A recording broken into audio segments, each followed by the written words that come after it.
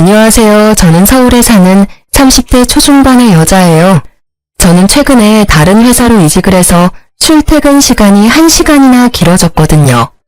그래서 출근할 때 항상 사연을 들으면서 가는데 너무 재밌어서 사연 한 개만 들어도 금세 회사에 도착하는 기분이 들어요. 얼마 전에 저도 힘든 일을 겪어서 그런지 사연 하나하나 남의 일 같지가 않더라고요. 그래서 저도 다른 분들께 제 이야기를 함께 나누고 힘도 드리고 싶어서 이렇게 사연을 보내게 되었답니다. 저의 이야기가 재밌을지는 모르겠지만 한번 들어주시겠어요? 저는 딱 30에 소개팅을 엄청나게 많이 했어요. 일찍 결혼해서 좋은 남편과 알콩달콩 가정을 이루고 싶었거든요. 그래서 주위 사람들이 소개시켜주는 대로 가리지 않고 했던 것 같아요. 그러다가 남편을 만나게 되었어요. 서로 회사 위치가 가까워서 자주 만나 데이트하기도 좋았고 사람 자체가 온순하고 제 말도 잘 들어줘서 호감이 가더라고요. 저는 수진 씨의 활달한 성격이 정말 좋아요. 제가 좀 조용해서 그런지 재밌는 여자가 끌리더라고요. 우리 한번 사귀어 볼래요? 제가 수다쟁이라고 밀어내던 남자도 있었는데 이제야 내 짝을 만났나 봐요.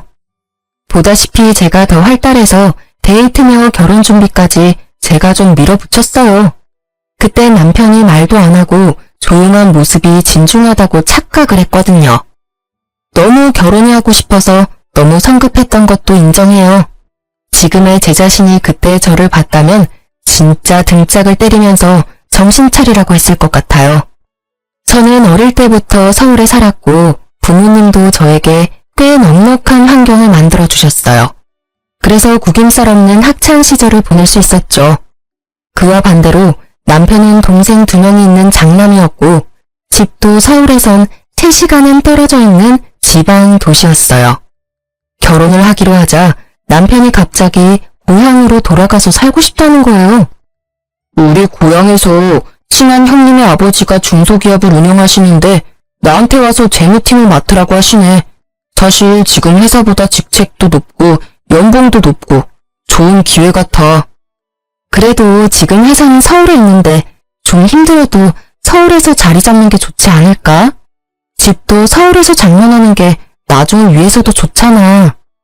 내가 사실 말을 못했는데 나 사실 정규직이 아니야. 미리 말 못해서 미안해. 자기가 실망할까봐. 이직하고 싶은 데는 정규직에다 회사가 작지만 탄탄해. 거기다 서울에 비해서 집값도 진짜 싸. 우리 부모님이 전세로 아파트 해주신대. 자기는 진짜 몸만 오면 돼. 나 한번 믿어주지 않을래? 그래도 난 다른 데선 살아본 적이 없어서 좀 걱정이 돼. 내가 거기로 가면 회사도 관둬야 하고 친구들이며 친정도 다 서울에 있는데. 새로운 가족이 생기는 거잖아. 우리 부모님이랑 친하게 지내면 되지. 그리고 아기도 가져야 되는데 어차피 휴직해야 할 거 아니야. 저는 남편의 말에 설득당해서 결혼하고 남편이 살던 지방에서 살기로 했죠. 친정 부모님은 워낙 제 말이라면 잘 들어주셔서 결국 허락해 주셨어요. 대신 상견례는 서울에서 하기로 했고 시댁에서 다들 올라오셨죠. 제가 상견례 장소를 골랐는데 정말 며칠을 신경 써서 분위기 좋은 식당으로 골라서 예약을 했답니다. 그런데 남편과 식당으로 들어오는 남편 가족들의 목소리가 입구부터 떠들썩 하더라고요. 아이고, 뭐 대단한 거 한다고 이렇게 비싼 데서 밥을 먹어? 여기 한 끼에 얼마나 하냐? 그냥 백반집에나 가면 될 거이지. 이거 누가 돈 내냐? 네가 다 내는 거 아니지? 너 내지 마라. 알았어? 예비신우는 들어오면서부터 걸걸대는 소리로 얼마나 불평을 하던지. 저는 너무 당황해서 인사하는 것도 잊어버렸어요. 부모님도 생각지도 않은 상황에 당황하신 것 같더라고요. 너는 시어미를 보고 인사도 안 하냐? 이 식당은 네가 골랐냐? 서울 깍쟁이라더니 너 돈 아껴 써라. 우리 집안은 낭비하는 거 아주 싫어하니까. 하하, 사돈 처음 뵙겠습니다. 여기는 제가 모시는 자리니까 걱정 마시고 편하게 드십시오. 그제야 예비 신우는 마음이 놓이는지 코스로 나오는 한정식을 개걸스레 먹기 시작했어요. 저는 그런 시모의 모습에 좀 착잡해져서 밥도 잘 안 들어가더라고요. 예비 시부모님은 집 앞에 밭에서 농사를 지으신다는데 뭐랄까? 행동하는 게 진짜 좀 거칠다고 해야 할까요? 예비 시부는 말 한마디 안 하고 술만 계속 홀짝여서 벌써 얼굴이 벌개져 있었죠. 말 들어보니까 나보다 10살 정도 어린 것 같던데 맞소? 예, 저도 그렇게 들었습니다. 편하게 대해 주십시오. 그러니까 말이야. 우리 사돈들 사이인데 가족 아니오 가족. 나보다 나이도 한참 어리니 우리 편하게 말도 놓고 편하게 지냅시다. 예? 예. 그러시죠 뭐. 아버지, 그래도 그렇지. 사돈 간에 말 놓는 건 좀 그렇죠. 시끄러 이 새끼야. 어디서 아버지 말에 말 됐구요? 나 아는 형님도 사돈이랑 다 야자하면서 낚시도 가고 친하게 지내더만. 술에 취한 시부가 큰 소리로 훈계를 시작했고 친정 부모님의 얼굴이 좀 어두워지더라고요. 하지만 워낙 예의를 중요하게 생각하시는 분들이라서 시부모에게 최대한 맞춰주려고 노력하시더라고요. 그걸 보고 있는 제가 더 민망하고 죄송스럽더라고요. 상견례가 끝나고 며칠 후에 엄마가 슬며시 결혼할 거냐고 물어보시더라고요. 그때 그 말뜻을 알아차리고 당장 멈췄어야 했는데 말이죠. 저는 부모님의 속도 모르고 신나게 결혼 준비를 했고 결혼식까지 올렸답니다. 그렇게 저의 타도시에서의 시집살이가 시작되었어요. 시부모가 전세로 얻으라던 아파트가 진짜 코딱지만 하고 오래돼서 친정 부모님이 돈을 많이 보태주셔서 그나마 그 도시에서 가장 괜찮은 아파트에 전세를 얻어서 가게 되었죠. 철없게도 신혼 몇 달은 참 좋았어요. 회사도 관둬서 매일 아침 여유롭게 일어나는 것도 너무 좋고 결혼했다는 안정감도 있고 남편이랑 알콩달콩 신혼을 만끽했죠. 시부모 집에 매주 가야만 했지만 저도 딱히 일을 안 하니까 초반엔 시댁에 가는 것도 재밌었어요. 밭이 쫙 있고 집도 단독주택이라 마치 시골 할머니 집 가는 기분이 들었거든요. 지금 생각하니까 진짜 대책 없었네요. 그게 다 제가 할 일이라는 건 상상도 못하고 뭐 펜션 놀러 가는 것처럼 생각했으니까 말이죠. 저 창고에 가보면 호미하고 갈퀴 있는데 그거 다 갖고 와라. 오늘부터 밭일 좀 가르쳐 줄 테니까 옆에서 따라 해봐. 밭일이요? 저 한 번도 해본 적 없는데. 그리고 어머니, 지금 햇빛이 너무 센데 얼굴에 김이 생기겠어요. 뭐? 김이? 뭔 말도 안 되는 대꾸를 하고 있어? 농사꾼 집안에 시집을 왔으면 배워야지. 다 네가 할 일인데. 이 철부지를 어디서부터 가르쳐야 되는지 원 반말 말고 따라와. 그렇게 인생 처음으로 밭을 매봤네요. 대학 다닐 때 농활도 안 했던 제가 시집와서 이런 일을 하게 될지 누가 알았나요? 진짜 허리가 끊어질 것 같더라고요. 그날 집에 기어서 간신히 왔는데 저를 본 남편은 심드렁하기만 했죠. 나 오늘 진짜 죽는 줄 알았어. 내가 여기 밥 내려고 이사 온 거 아니잖아. 자기가 어머니한테 말 좀 해봐. 너는 진짜 말이 뇌가 아니라 코에서 튀어나와? 참 철없다. 늙으신 부모님 일 좀 도와드리는 게 그렇게 힘든 일이야? 난 서울 살 때도 매주 가서 도와드리려고 노력했어. 넌 진짜 편하게 살았구나. 넌 고생 좀 해야 돼. 뭐? 내가 고생하려고 결혼한 줄 알아? 행복하게 살려고 했지. 자기 말 참 정 떨어지게 한다. 자꾸 집으로 불러내시면 나 그냥 여기서 취직해서 일 다닐 거야. 밥 내는 것보단 훨씬 나으니까. 그 후로 몇 주간은 시모가 전화 와도 서울 간다고 핑계대고 몸이 아프다고 핑계대면서 시댁에 가지 않았어요. 그러다 친정 부모님이 주말에 신혼집으로 내려오시게 되었죠. 여기까지 왔는데 사돈도 뵙고 가야지. 바로 근처에 사시는데. 안 그래도 돼요. 가면 또 술 엄청 마셔야 되고 그냥 다음에 가요. 그래도 그게 도리가 아니다. 전화 드려봐라. 그럼 알겠어요. 어머니, 저희 부모님이 오셔서요. 좀 이따 모시러 갈 테니까 같이 외식하시면 어때요? 외식은 무슨 돈 아깝게 집에 반찬 다 있는데. 부모님 모시고 집으로 와라. 고기나 구워 먹게 고기 좀 사오던가. 아직 결혼한 지 몇 달 되지 않았지만 시댁에 가면 꼭 드럼통에다가 시부가 고기 구워서 소주를 미친 듯이 먹였거든요. 오늘 또 그 꼴을 보게 되는 게 싫어서 일부러 외식하자고 했던 거였는데 말이죠. 어쩔 수 없이 고기 잔뜩 사서 부모님과 시댁으로 찾아갔어요. 시부는 벌써 얼굴이 벌개져서 드럼통에 불 지펴놓고 있더라고요. 아, 이거 좋아. 내 집이다 생각하고 오늘 편하게 먹고 마시자고. 시부는 친정아버지를 보자마자 무슨 친한 동생이라도 되는 듯이 어깨를 툭툭 쳐가며 반말을 하더라고요. 결혼식하고 처음 만나는 건데 이게 맞나 싶었죠. 아, 여기 좋네요. 어릴 때 저도 이런 데 살았었는데 참 오랜만에 와보네요. 저도 고등학교 때까진 밭일 좀 해봤습니다. 그러면 바쁠 때 와서 좀 도우면 되겠네. 우리야 항상 일손 딸려 죽겠는데. 그리고 그 말이 진짜 현실이 될 줄 누가 알았을까요? 친정 부모님이 시댁에서 저녁을 먹고 간 후 몇 달이 지났을까요? 오랜만에 서울에 가서 친구도 만나고 부모님과 수다를 떨고 있는데 시모한테서 전화가 왔더라고요. 너는 백수 주제에 어디를 그렇게 나다니냐?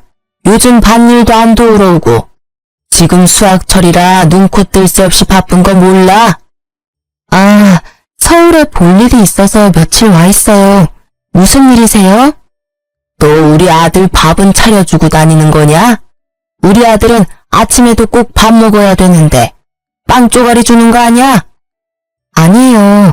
어머님이 주신 반찬으로 밥 잘 챙겨줘요. 걱정하지 마세요. 그것 때문에 전화하신 거예요? 싹퉁머리 없기는. 너 언제 내려오냐? 이번 주 토요일에 네 부모님 다 데리고 집에 좀 와라. 저희 부모님을요? 왜요? 저번에 밭일하고 싶다고 하지 않았어? 지금 수확할 게 한두 가지가 아니야. 일손 딸려 죽겠다. 네 부모님이랑 네 내외도 다 와서 일 좀 거들어. 알았어? 어머니, 그럼 저랑 영민 씨만 갈게요. 저희 부모님은 바쁘세요. 바쁘긴 뭐가 바빠? 네 엄마도 집에서 논다며. 아주 모녀가 팔자도 좋네. 남편이 벌어주는 돈으로 펑펑 놀고 다니고 나는 평생을 쎄 빠지게 일만 하고 사는데 아이고 내 팔자야. 군소리 하지 말고 다들 싹 집에 와서 읽어들어. 알았어? 시모는 거칠게 전화를 확 끊어버리더라고요. 제가 너무 황당해서 기가 차있는데 옆에서 전화를 다 들으신 엄마가 한 소리 하셨죠. 우리 주말에 할 일도 없는데 뭐 괜찮아. 우리도 가서 일 거들지 뭐. 우리 딸이랑 같이 있으면 엄마는 다 좋아. 아 됐어. 엄마가 왜 시댁 가서 일을 해. 됐어. 내가 잘 말할 테니까 걱정 마세요. 네가 땡볕에 일하는 거 다 알면서 이 엄마 마음이 편하겠어? 괜찮아. 같이 가. 가면 또 고기 구워주겠지. 엄마가 장난처럼 웃고 넘어가셔서 그냥 아무 말도 안 하고 말았지만 진짜 주말에 부모님이 시댁으로 내려오셨더라고요. 그것도 저한테 아무 말도 없이 말이에요. 시모가 친정 부모님이 오셨다는 전화를 해서 저도 남편과 부랴부랴 달려갔죠. 무슨 친정 부모님과 농촌 체험하는 것도 아니고 진짜 우리한테 일을 시키더라고요. 그 넓은 밭에 가득 심어진 고추를 다 따라는 거 있죠. 10분 일했는데 벌써 허리에 신호가 오더라고요. 옆에서 고추를 따고 있는 친정 부모님을 보니 뭐랄까 좀 현실 감각이 없었다고 할까요? 왜 내가 여기서 우리 엄마 아빠랑 이러고 있지? 슬슬 현타가 오기 시작했어요. 남편은 익숙한 듯이 말 한마디 없이 지 혼자 열심히 따고 있더라고요. 친정 부모님한테 살가운 소리 한마디도 안 하고 저러고 있는 남편을 보니 짜증이 솟구쳤어요. 그렇게 시간이 얼마나 흘렀을까요? 뜨거운 햇빛을 받으며 땀을 뻘뻘 흘리며 고추를 따다가 친정 부모님께 물을 좀 드리려고 집으로 들어갔죠. 저도 물 좀 마시고 한숨 좀 돌리고 정신도 좀 차리고요. 시원하게 커피를 타서 밭으로 갔는데 남편도 안 보이고 시부모도 안 보이더라고요. 친정 부모님만 얼굴이 벌개져서 고추를 따고 있었죠. 힘들어 하시는 게 눈에 보이니까 슬슬 열이 받더라고요. 주위를 두리번거리며 남편을 찾았는데 진짜 안 보여서 혹시나 싶어 방으로 들어가 봤어요. 세상에, 남편이 선풍기를 틀어놓고 잠을 자고 있는 게 아니겠어요? 일어나 봐. 지금 잠이 와? 아니 언제부터 여기 있었어? 장인 장모는 밖에서 쎄 빠지게 일하고 있는데. 아, 왜 깨워? 얼마 안 됐어. 아, 너무 더워서 잠깐 들어왔어. 아, 왜 이래 짜증나게? 당신 부모님은 어디 갔어? 안 보이시는데? 아, 아까 나가셨어. 뭐? 어디 가셨는데? 어디 갔냐고? 아니, 오늘 마을 사람들 다 같이 야유회 간대. 그래서 아까 가셨지. 뭐라고? 이게 지금 무슨 소리야?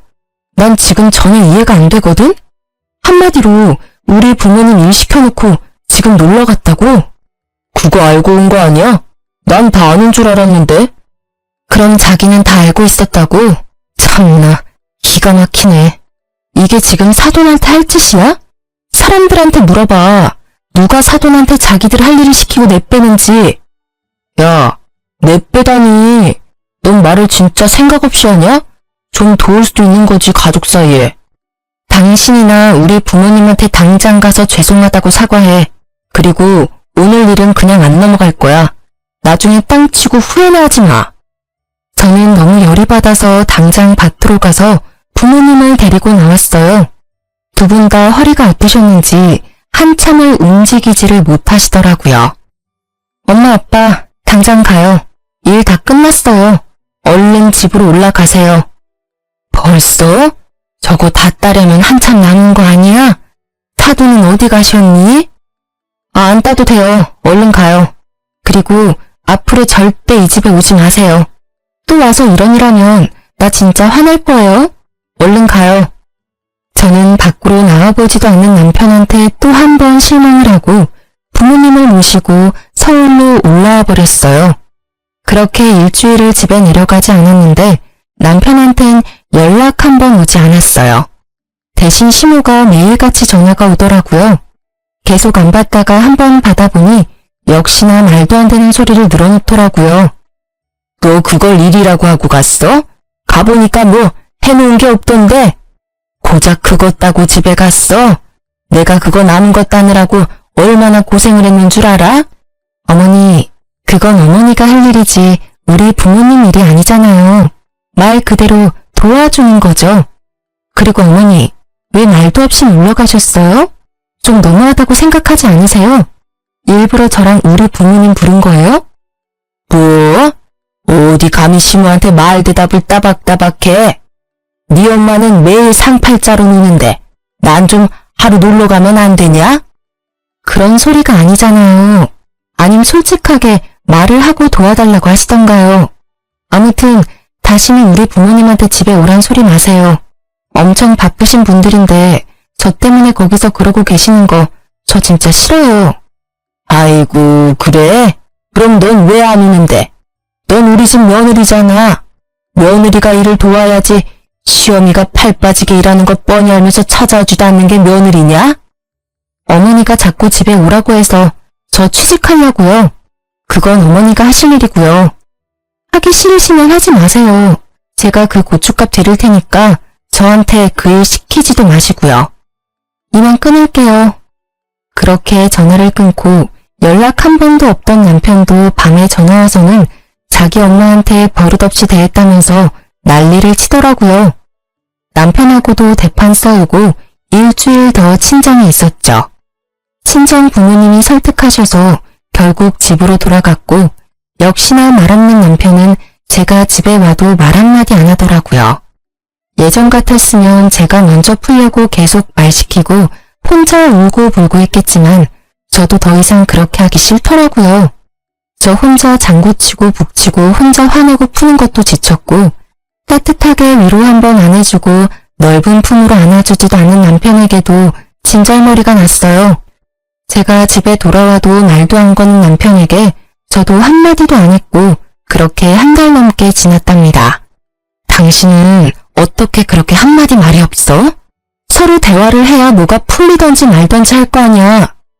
맨날 똑같은 얘기로 싸우기도 지친다. 뭔 말을 해? 할 말도 없는데. 다 귀찮으니까 나한테 말 걸지 마. 넌 노느라 힘이 남아도는 모양인데 나는 맨날 늦게까지 일해서 너무 피곤하니까 좀 각자 지내자. 성격도 많이 달랐고 남편은 진짜 감정 없는 인간 같았어요. 저는 철저히 타도시에서 아는 사람 하나 없이 외롭게 지냈죠. 시간이 좀 흐르자 다시 남편과 말도 하고 평소처럼 지냈지만 저의 마음은 많이 닫혀 있었죠. 그리고 본격적으로 일을 구해봤지만 서울에 비해선 제 전공과 맞는 일을 구하기는 참 힘들더라고요. 바라던 아기도 잘 생기지 않았고 남편과 사이도 많이 소원해져서 이대로 그냥 서울로 다시 돌아가서 살고 싶은 마음뿐이었어요. 그런 제 마음을 알았는지 얼마 후에 기적 같은 일이 벌어졌어요. 제가 임신을 하게 된 것이었죠.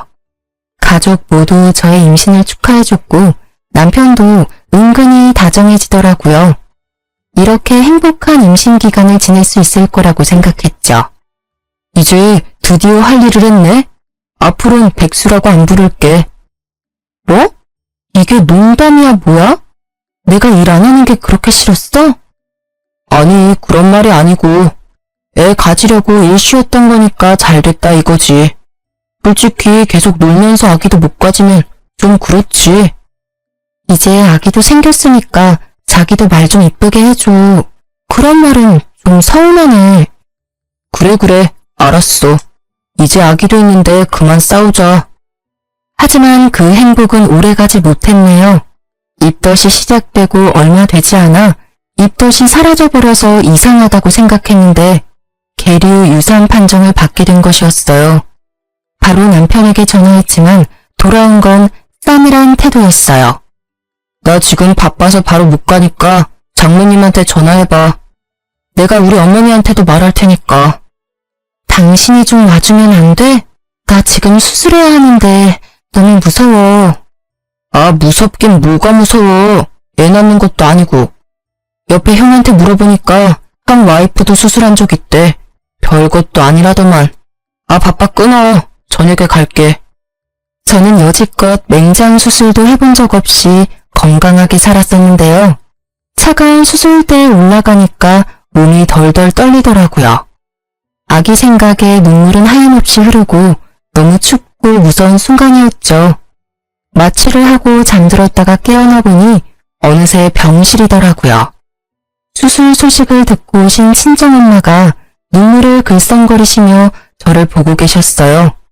제가 눈을 뜨자 엄마는 제 손을 부드럽게 쓸어주시며 위로해 주셨답니다. 괜찮아. 아기는 또 찾아올 거야. 혼자 얼마나 무서웠어. 이럴 때 이 서방은 도대체 어딜 간 거니? 애가 낳은 거랑 똑같은 거니까 지금 몸조리 잘해야 돼. 엄마의 부축을 받으며 집으로 돌아와서 침대에 누워 있었죠. 엄마는 저를 위해 미역국을 끓여서 들고 오셨고 입맛이 없었지만 정성을 생각해서 호호 불며 미역국을 먹었죠. 그때 시모가 집으로 찾아왔더라고요.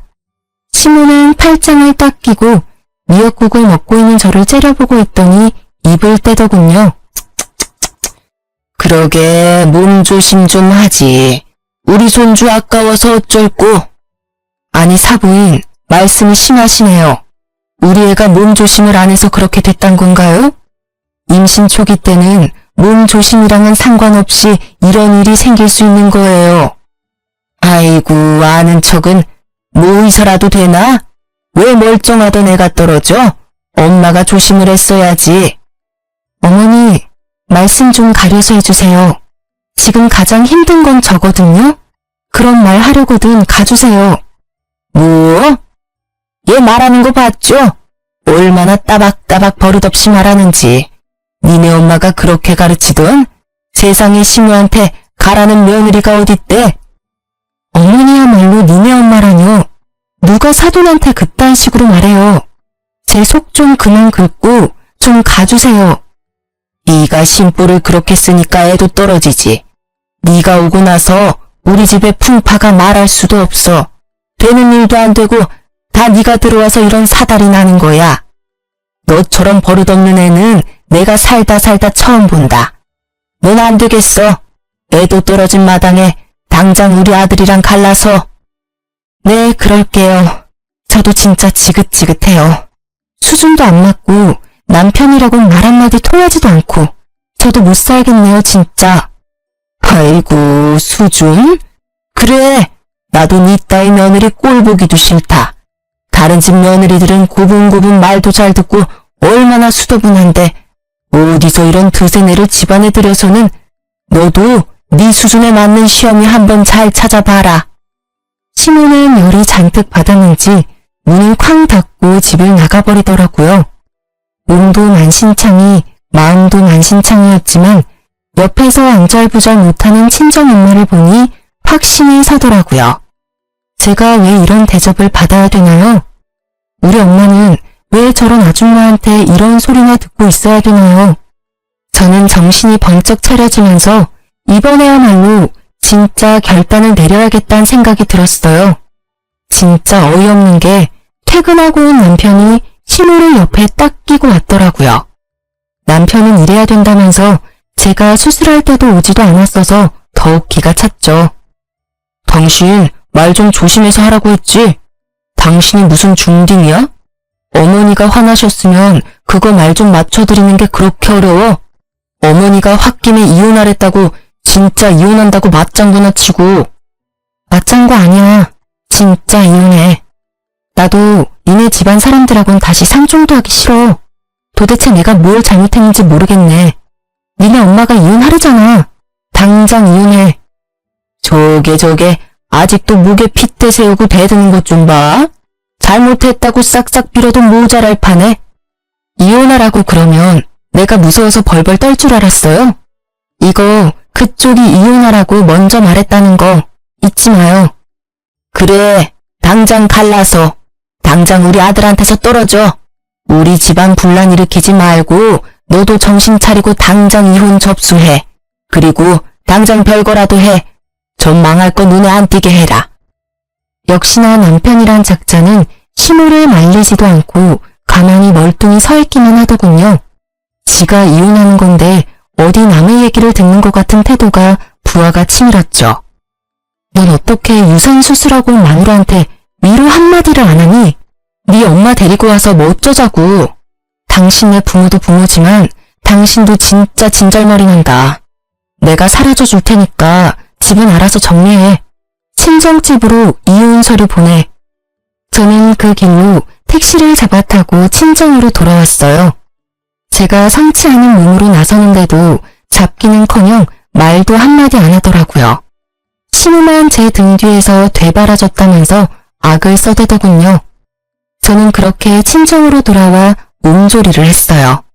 몇 주가 지나도 남편이 연락도 없고 이혼 서류도 보내지 않길래 제가 먼저 남편 회사로 이혼 서류를 보냈죠. 친정집은 요즘 사람들이 자주 찾아오는 동네에 있는 3층 건물 맨 꼭대기 집에 있는데 1층이 꽤 인기가 많은 카페여서 엄마와 가끔 내려가서 커피를 마시곤 했죠. 그날도 엄마와 함께 따뜻한 햇볕을 쬐며 카페에 앉아 있었는데요. 저 멀리서 익숙한 걸음걸이를 한 우악스런 여자가 보이더라고요. 네, 역시나 시모와 남편이었답니다. 남편님과 시모도 카페에 있던 우리를 발견하고는 씩씩대며 안으로 들어오더군요. 아이고, 팔자 좋네. 여기서 둘이 신전 노름이나 하고 있고 누구는 맨날 밭에 물 주랴 풀 뽑으랴 허리가 아작이 나는데. 이혼 서류 보냈잖아. 여긴 무슨 일로 온 거야? 저는 시모는 보지도 않고 남편놈에게 쏘아붙였죠. 그 모습에 화가 났는지 시모가 제 얼굴에 잔뜩 구겨진 흰 종이를 팍 던지는 거예요. 바로 제가 보낸 이혼 서류였답니다. 이게 진짜 버릇 좀 고칠랬더니 진짜 이혼 서류를 보내? 내가 이혼시킬 땐 시키더라도 네 버르장머리 좀 고치려고 왔다 이거사. 갑자기 시모가 저에게 달려들더니 제 머리채를 잡으려고 하는 게 아니겠어요. 놀란 친정엄마가 얼른 제 앞을 나가서서 시모를 밀쳤답니다. 아니, 지금 무슨 짓이에요? 왜 귀한 남의 딸을 때리려고 해요? 이 여자 진짜 안 되겠네? 야, 니 몇 살인데? 나이도 한참 어린 게 어디서 대들어? 네가 이러니까 네 딸도 대바라진 거 아니야. 서울 살면 다야? 개뿔도 없는 것들이. 야, 우리 집에 그 밭이 몇 평인 줄 알아? 어디 월세 사는 것들이? 누가 그래요? 우리 집이 월세 산다고? 아이고, 서울 사람들 다 삐까뻔쩍한 아파트 사는 줄 알았는데 니네 집 꼬라지를 봐라. 이런 상가 건물에서 살고 있는 게 뻔하지. 당장 잘못했다고 말 못해? 당장 집으로 기어들어와서 농사일이나 배워. 백수 주제에 남편 등골이나 빼먹고 살면서 어디 잘났다고? 시모가 또 저에게 달려들려고 하자 화가 폭발한 친정엄마가 시모님의 뺨을 쫙 갈겨버렸답니다. 벙쪄있던 시모의 눈이 휙가닥 돌더니 엄마의 머리채를 잡는 게 아니겠어요. 저는 얼른 시모의 팔을 잡고 위로 팍 꺾어버렸답니다. 시모가 악소리를 지르며 나자빠지더라고요. 더 어이가 없는 건 이걸 다 멀뚱히 보고 있는 남편 놈이었죠. 아주 선비났네요, 선비났어. 마치 지 일이 아니다는 듯이 멀찍이 떨어져 있는 폼이 진짜 너무 밉더라고요. 너 당장 이혼해. 도대체 골라도 어디서 저런 집구석에 저런 놈을. 합의가 안 되면 소송이라도 해서 당장 이혼하자. 사모님, 괜찮으세요? 신고라도 할까요? 남의 가게에서 정말 미안해요. 내가 어떻게든 이 일은 따로 보상할게요. 아이고, 사모님? 백수 주제에 여기를 얼마나 드나들길래 사모님 소리를 듣는데? 아줌마야, 평생 어디서 사모님 소리를 들어보겠어요? 우리 엄마가 못 들을 말 들었어요? 우리 엄마가 이 건물 주인인데 당연한 거 아니에요? 뭐라고? 여기 건물 주인? 그게 무슨 말이야? 남일처럼 주둥이 딱 닫고 있더니 이제야 말문이 튀었나 봐. 내가 말 안 하길 천만 다행이지. 오히려 당신한테 고맙네. 당신 집구석 수준을 이렇게 다 까발려줘서. 빨리 벗어날 수 있었잖아. 여기 우리 엄마 명의 건물이야. 이 옆에 건물은 우리 아빠 건물이고. 남편의 얼굴이 하얗게 질려서는 울상이 되더라고요. 지금까지 항상 무표정이었던 사람이 저런 표정도 있었나 싶었죠. 여기 시세가 엄청 비싼데? 진짜 건물이 두 채나 있단 말이야? 왜 여지껏 말을 안 했어? 부부끼리 이렇게 속여도 되는 거야? 밑바닥까지 다 보고 이혼하는 마당에 부부 사이가 웬 말이야? 그쪽이랑은 상관없는 거니까 관심 끄시고요. 우리 엄마 말대로 소송을 해서라도 이혼할 거니까 당장 여기서 꺼져. 갑자기 입을 꾹 다물고 있던 신우가 사태 파악이 끝났는지 비굴한 목소리로 싱글 웃기까지 하는 게 아니겠어요. 아유, 얘. 가족끼리 다투고 큰 소리도 좀 날 수도 있는 거지. 내가 막말로 이혼을 원했으면 이렇게 여기까지 너를 데리러 왔겠니? 아니 근데 여기 건물이 진짜 사부인 거예요? 아유, 진짜 사모님이셨네. 위에 올라가서 구경 좀 해도 돼요? 상견례 때부터 쎄하더라니. 처음부터 아닌 건 아니라고 딱 말을 했어야 되는데. 우리 애가 좋다니까 집안 말고 사람을 보고 결혼시켰던 건데 웬 거지 같은 집안이랑 얽혀서 금쪽 같은 우리 애 이혼녀만 만들게 생겼네. 아이고 속 터져. 친정엄마는 시모의 손을 뿌리치고 집으로 올라가 버리셨어요. 저도 따라가려고 하자 남편이 제 손을 덥석 잡더라고요. 저기요, 난 절대 이혼 안 한 거야. 아직도 당신을 사랑해. 부부싸움은 칼로 물베기잖아. 얼른 집으로 돌아와. 그리고 내가 아직 말을 못했는데 지금 다니는 회사가 문 닫을지도 모른대. 나도 이참에 서울 쪽으로 새로 알아볼게. 우리 서울로 이사 오자. 난 처가살이 해도 돼. 당신도 부모님이랑 같이 살면 더 좋잖아. 별 말 같지도 않은 소리 하고 있네. 내가 왜 너를 우리 집에 데려다 앉히니? 평소에 좀 그렇게 말 좀 하지. 아주 청산유수네. 난 평생 일 안 해도 여기 건물들 월세 받으면 너보다 잘 먹고 잘 살아. 그니까 나한테서 그만 좀 떨어져 줄래? 이혼 도장 안 찍어서 보내면 바로 소송 들어갈 거니까 그렇게 하라. 저는 계속 저를 잡는 심오한 남편 놈을 가까스로 뿌리치고 카페를 나갈 수 있었어요. 역시나 남편은 이혼 서류를 보내지 않았고 날마다 아주 길고 긴 메시지를 보내더라고요. 어찌나 혼자 애절하던지 누가 보면 다시 연애라도 시작하는 줄 알겠더라니까요. 시모도 밤낮으로 전화를 해대길래 너무 짜증나서 번호까지 바꿔버렸답니다. 그리고 아버지가 잘 아시는 변호사 사무실의 도움을 받아서 바로 이혼 소송으로 들어갔죠. 남편은 절대 이혼을 안 하려고 아주 발악을 하더라고요. 이틀이 멀다 하고 친정집에 와서 제가 나올 때까지 기다리기 일쑤였죠. 심지어 시모는 결혼하고 한 번도 챙겨주지 않았던 김치며 참기름 같은 걸 싸와서 친정집 앞에 놓고 가기까지 하더라고요. 엄마와 외출했다가 집에 돌아오는데 또 시모가 앞에서 기다리고 있는 게 아니겠어요? 우리를 발견한 시모가 아주 반색을 하며 다가오더라고요. 아이고, 오늘은 이렇게 만났네요. 저번에 놓고 간 파김치는 먹어봤니? 네가 예전에 아주 잘 먹던 게 생각나서 내가 넉넉히 만들어다 놨는데. 사부인, 내가 농사 지은 고추로 빤 고춧가루랑 들기름하고 이거는 순무김치인데 요즘은 이런 거 어디서도 못 구해요. 내가 우리 사부인 드리려고 이렇게 또 챙겨왔어요. 이혼 소송 중인데 왜 자꾸 찾아와요? 이딴 거 갖다 놔르면 내가 감사합니다 할 줄 알았어요. 다시는 찾아오지 말고 이런 거 절대 가져오지 마요. 저번에 갖고 온 것도 다 버렸으니까. 아유, 이게 얼마나 귀한 건데. 사부인, 자자, 이거 들고 들어가서 잡숴요. 들기름이 아주 찐이라니까. 시모가 억지로 친정엄마 손에 쇼핑백을 쥐어주더라고요. 참다 못한 엄마가 시모 발 앞으로 쇼핑백을 팍 던져버렸어요. 들기름 병이 깨져서 냄새가 훅 끼쳐왔죠. 아니, 우리가 그렇게 우스워? 찾아오지 말라니까 왜 자꾸 오는 거야? 그렇게 사람을 무시를 하더니 건물 있다니까 그렇게 욕심이 나? 이래서 없는 것들이 더 무섭다니까. 다신 찾아오지 마요. 경찰 부를 거니까.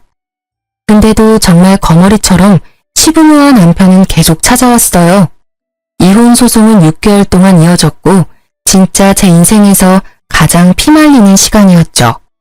나중에 시부까지 술을 잔뜩 취해 찾아와서는 동네 소리소리를 지르면서 이혼은 안 된다면서 행패까지 부리더라고요. 참다 못한 아버지가 경찰을 부르셨고 경찰은 무서웠는지 그제야 찾아오지 않았답니다. 소송은 소송인지라 진행하는 동안 사람의 마음이 황폐해지더라고요. 어쨌든 결국 제가 승소할 수 있었고 이혼이 성립되었답니다. 신혼집이었던 아파트는 처음에 돈을 보탰던 만큼 다 되찾아올 수 있었고요. 2년도 안 되는 짧은 결혼 생활이었기에 분배할 것도 없었고 다툴 재산도 없었답니다. 제가 혼수를 대부분 다 해갔지만 어차피 다시는 보고 싶지도 쓰고 싶지도 않아 그냥 남편한테 다 줘버렸죠.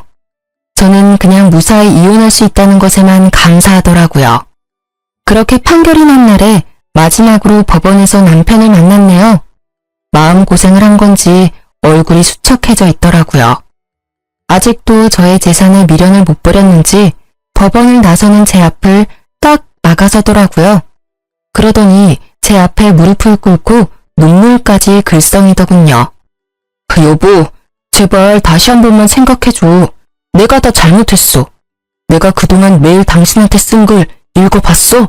내가 얼마나 반성하고 있는지 아직도 모르겠어? 그러게, 그렇게 편지도 잘 쓰고 말도 잘하면서 왜 같이 사는 동안은 안 했어? 내가 대화 좀 하자고 울면서 매달려도 쳐다보지도 않더니 그때 잘했어야지. 아, 그때 우리 집 건물 있단 얘기를 할 걸 그랬나? 그치? 나 그것 때문에 그러는 거 아니야. 진짜 당신을 사랑해서 놓치고 싶지 않아. 우리 부모님도 많이 반성하셨어. 당신이 우리 부모님 안 본다면 나도 평생 안 볼게.